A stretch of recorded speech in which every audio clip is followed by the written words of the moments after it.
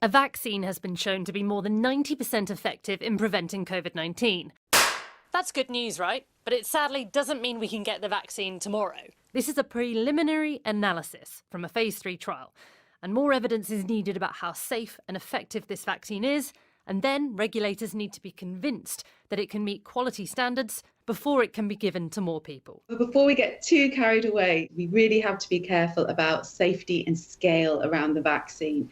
So whilst we can go with confidence, I don't think we're seeing any return to normal by Christmas. But the companies behind the vaccine, that's Pfizer and BioNTech, they're going to apply for emergency approval to use the vaccine by the end of November. We'll do our best. We've been working day and night. The clock never stops in our labs or offices, so we'll keep on with that momentum. This vaccine will need to be given in 2 doses, around 3 weeks apart. But storing it is going to be a big challenge. It needs to be kept in ultra-cold conditions at around minus 80 degrees Celsius. That's a big challenge. But the companies believe they can supply 50 million doses by the end of this year and around 1.3 billion by the end of 2021.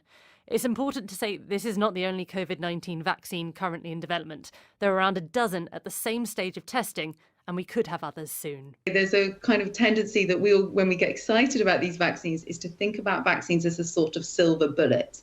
And this cannot replace just the time and tested methods of track and trace, monitoring the outbreak, changing our behaviour. So extremely exciting, very hopeful, but let's not take our eye off the ball of the very basics of how we respond to health crises.